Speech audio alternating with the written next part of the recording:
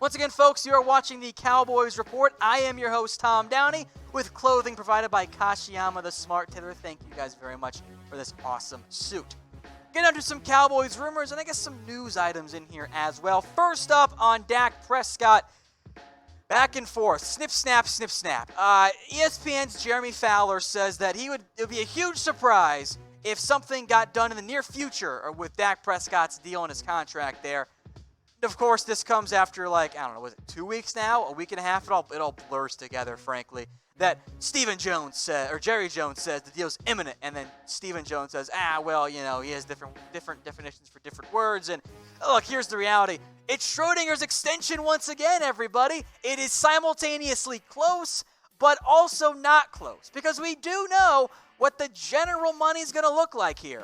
He's going to get more than Carson Wentz. He's going to get more than Jared Goff, and especially when he's played through 3 games, can you really argue that much about it?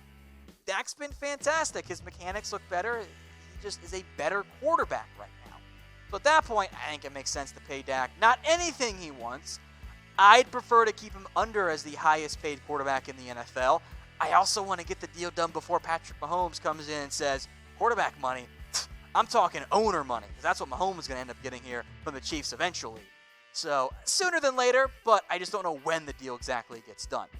Reminder, folks, Cowboys-Saints Week 4, we are going to have a watch party here. I asked for 1,000 likes on the video, and you guys went above and beyond. You got over 1,100, well beyond that, so thank you all very much. If you have not already subscribed, the nearly 600 watching, go ahead and do it. The link there is below, youtube.com/Dallas Cowboys Report.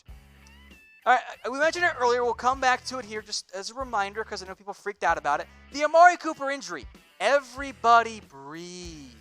There is no reason to panic right now. He's going to be fine. He had the MRI on Wednesday on his ankle. It came back clean. It came back fine. It was all just precautionary. I understand the concern behind it. Anytime somebody goes and gets an MRI, there's reason to have oh, wait, what? Hold on. What's going on now? I'm kind of worried. This one is fine. Keep your panic meter low. There's nothing to be concerned about, at least not right now. Now, could it become an issue later on? Sure, of course, but why worry about hypotheticals? Let's focus on the here and now, and the here and now for Amari Cooper has been fantastic. 21 targets. Yes, there have been drops. That's the concern. 16 receptions, 238 yards here. 4 touchdowns. The reality is, Cooper's been great. Cooper's been absolutely great. So I think that's a big key there for the Dallas Cowboys is continuing to find a way to get Cooper the ball. Of course, once you get Michael Gallup back, that's going to be a key thing. So Cooper, I know there was some concern there. I understand that. He'll be fine. There's no reason to panic quite yet on Amari Cooper. I think that's for the best for the Cowboys. Now, as we move on with more Amari Cooper talk here, does his price tag keep rising?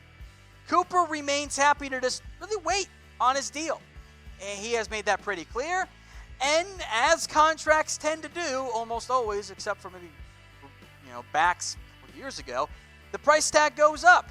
Cooper looks the part of a wide receiver 1. I think he's been that since coming to the Dallas Cowboys. Even with the drops, he's been that. The price is only going to rise for Amari Cooper, and he also knows he has leverage. The Cowboys traded a first-round pick for Amari Cooper. They don't want him to just walk away. Now, this is not Laramie Tunsil amounts of leverage, because Cooper had a full year left on his deal and the Cowboys traded for him. But they know, hey, we're going to want to get him the ball. And look, we can extrapolate out for Amari Cooper's stats. So, of course, the touchdowns are a little bit high here. But, those are, again, it's an extrapolation. It's what he's on pace for. 85 catches, 1,269 yards. That's nice, by the way. And 21 scores. Does he actually get 21 touchdowns? Of course not. That will regress back to the mean there. Even if he does half of that, though, or heck, a third of that, that's still really good production and numbers there from Amari Cooper. So keep that in mind, especially in relation to the highest paid wide receivers in the NFL. Julio Jones did reset the market at $22 million. Michael Thomas made $19.25. Reported as $20, but There are some not likely to be earned incentives. Odell and Tyreek make 18. Oh, look, all those deals are fairly new. That's kind of your baseline there for Amari Cooper. So with that in mind, question for you guys. Should the Dallas Cowboys make Amari Cooper a top 2 paid wide receiver? AKA, are you going to give him, let's just say, 19.25 or more million? That's the price tag there for Michael Thomas and what it could be for Amari Cooper. So should you do it? Give me a 2 for yes, 3 for no. If you don't want to make him top 2, I assume you still want to make him top 5, right? Or maybe top 4? I do see mostly 2s coming in here, by the way. A couple 3s sprinkled in there for guys like John and Dawson. And if you don't want to make him a top 2, but you want to make him a top 4, you're only separated by about 1.5 million. At that point, you just get it over with and be done. You save money on Jalen and Collins. Isn't that why you have that flexibility there? So let me know in the comment section. 2 for yes, 3 for no. Shout out the guy who I missed who it was who said 1. I assume you make him the highest paid receiver in the NFL. It's a little high, but it's not that far off, quite frankly. Today's show brought to you by Kashiyama. Get your own custom-fitted suit. These suits, by the way, start at just $300. That's about what you pay, if not cheaper, than from the other men's national chains. I can't tell you what chain it is, but they operate out of warehouses. Just a hint there for you guys. So book your appointment at 214-448-9037. That is Nick's number. Just text her. She'll get you set up. 214-448-9037. Make yourself look nice with a great Kashiyama custom-fitted suit. Speaking of nice, how about the play from Lael Collins? He is off to the best start of his young NFL career. Now, I am not saying, I want to emphasize this, I am not saying that Pro Football Focus PFF is the be-all, end-all. We all have eyes. We can evaluate games too. I will make note that it is a good and a valid data point. And so far, Lael Collins, folks, is Pro Football Focus's top-graded tackle through 3 games. That's a good sign there for the Dallas Cowboys. Here are the top 5 offensive tackles per Pro Football Focus's grades right now.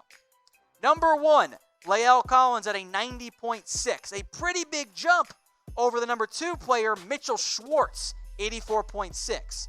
Tyron Smith, he's next up here, 3rd. Look at that. The Cowboys have 2 of the top 3 offensive linemen out there.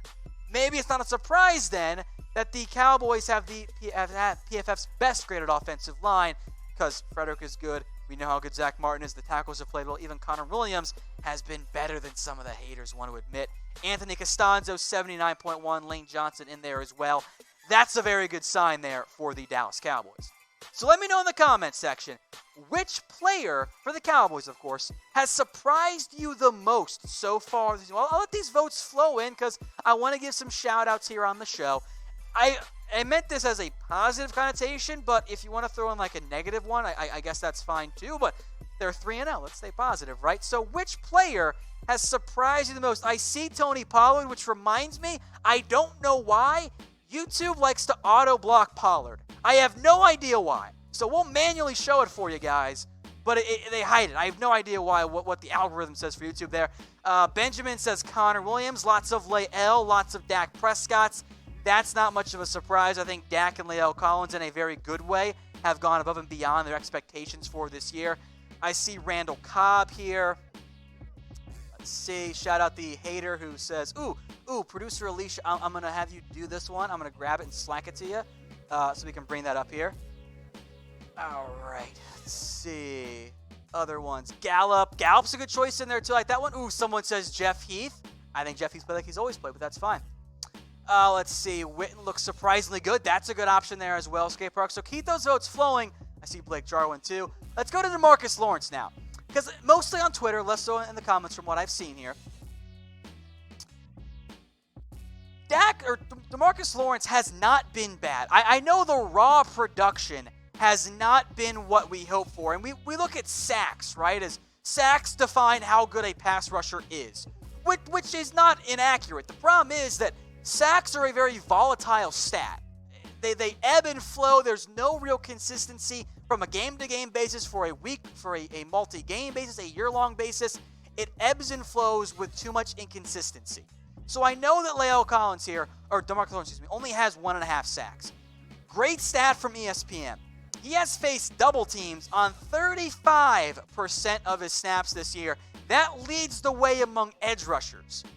That's a pretty big amount there. And from pressures, he has 12 this year.